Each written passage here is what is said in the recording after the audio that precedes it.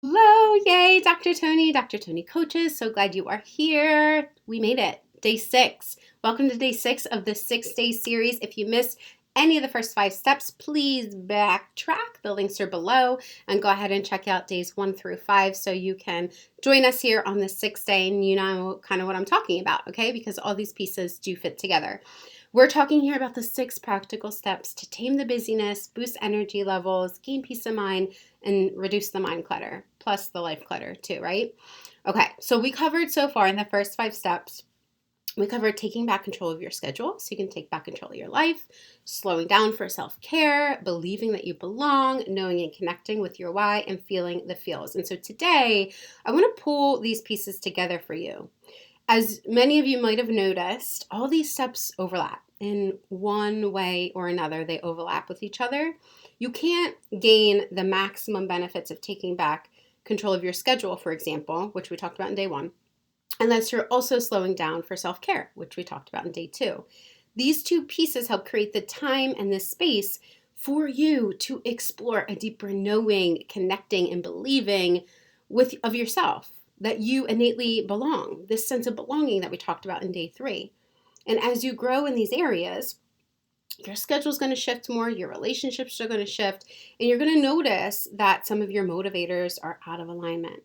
Therefore, you're going to need to get clear on your why so that you can meaningfully connect with it, which we talked about in day 4. And the only way to do any of these pieces and reap the maximum benefits, really go deep in a transformative and sustainable way, is to feel the feels, which we talked about day 5 yesterday. Okay, and that brings us to our last piece of the puzzle.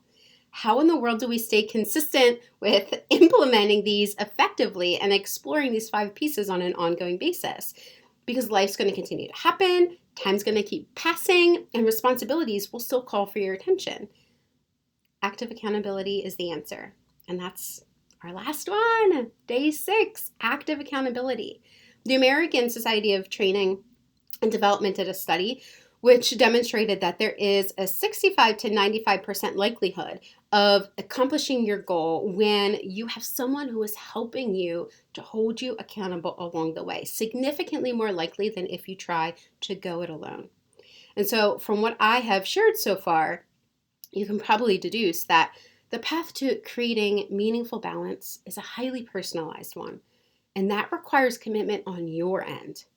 Right? No one else can do it for you. No one else can do all of these pieces for you. You are the one who makes the choices along the way. Someone like me, a therapist, a life coach, is a mentor, a teacher, a leader, a guide, a Sherpa along the way. But it's your journey.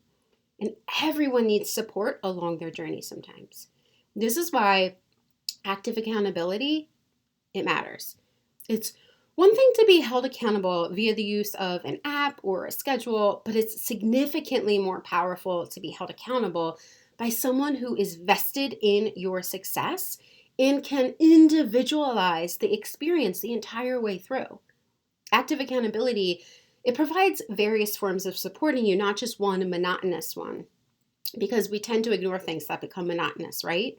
For example, in my signature coaching course, I provide accountability via interactive quizzes, one-to-one coaching sessions, module tracking, plus encouragement and support in between sessions as well. Multiple kind of vehicles, multiple avenues to provide that accountability in an active way. And I've seen many people try to go it alone because they're so used to being able to handle everything on their own, do everything on their own, just depend on themselves because it's just too wonky to depend on someone else. And I'm raising my hand here because I was one of those people for most of my life, if I'm honest. And so I've seen people go about doing this in so many ways. For example, I've seen many people spend thousands on vacations to get away from it all or to reset, only to feel stressed out in the planning of going and then coming right back to the same old cycles that they left, that they were hoping would be different when they returned, but they're not. They thought if they worked hard and planned a big vacation, then that would make it better, but it doesn't.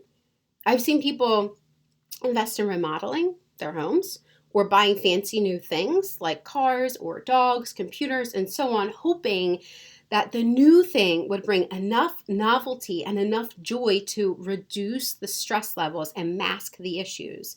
But the relief is always and only fleeting. It is not sustainable. Perhaps you've seen people try to go it alone too. Like I said, I was one of those people. Maybe you are too. Maybe you're one of those people. Wind up pushing yourself to the brink again and again and again.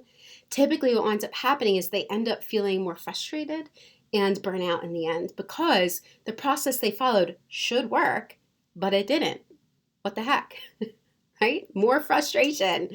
Just because nothing can replace the power of active accountability. I specify active because sure, you could use an app to remind you to do something. We have so many apps nowadays. Or you could choose to be your own accountability partner. But what happens when you start ignoring the app? Because it's monotonous, it's the same thing over and over again. Or you lose your motivation to listen to yourself. Then what happens? It's not that the app and listening to yourself aren't good things, they are. But you need to build up a foundation so that the app and the listening to yourself are able to be effective sustainably. And when you don't have these pieces in place consistently, it makes it more difficult for things like the app and listening to yourself to actually get through in an effective way on an ongoing basis. Getting started, building that momentum to hop on, to commit to and stick with the journey at the start, that's often the hardest part. And so active accountability from someone outside of you, someone experienced who knows what they're doing and wants you to get the results, that's the difference maker. The brain is wired based on what you repeat to it. So those things that you've been repeating in your life, like staying busy or overly criticizing yourself, your brain's gotten super efficient at doing them. Your brain's gotten used to doing them.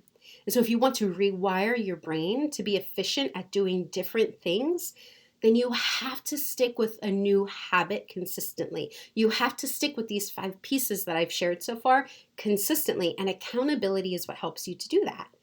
I'm not here to convince you, though. I'm sure that you can reference for yourself how many times you have tried something new only to wind up failing or falling off of it at some point. Dieting, walking, journaling, exercising, so on and so forth. I've given you the steps, and it's great information. However, honestly, with Google, you can get information from anywhere nowadays, right? The real magic, the real change, it comes from consistent implementation of effective strategies and tools with caring support over an extended period of time. That, my friend, is where I can help you, if you so choose. I have no doubt that you're capable of pushing yourself and being your own worst critic if that's what you think is going to help you. But no one can beat themselves or exhaust themselves into happiness. No amount of overly critical self-talk is going to lead you or anyone else to feeling fulfilled and balanced. I know I've tried. You probably have tried too. We need to bring in active accountability. Active accountability that is just as compassionate as it is knowledgeable, supportive, and consistent. So today's question to ask yourself is, what next step will I take to create the more balanced and thriving life that I desire to live? Ask yourself, see what comes up. The choice is totally yours. If you want to connect with me further, I have my live masterclass, which I'm so excited to bring to you. I'm going to be sharing that with you. We're going to be going live next week. I'll be having some question and answer time at the end so I can answer your particular questions if you would like. And if you know, nope, I definitely want to work with you, I definitely want to dive in deep right here, right now, go ahead and click the link and you can go ahead and get registered either for the masterclass or to work with me. I'll put both links below, okay? Hope to see you there. Talk soon.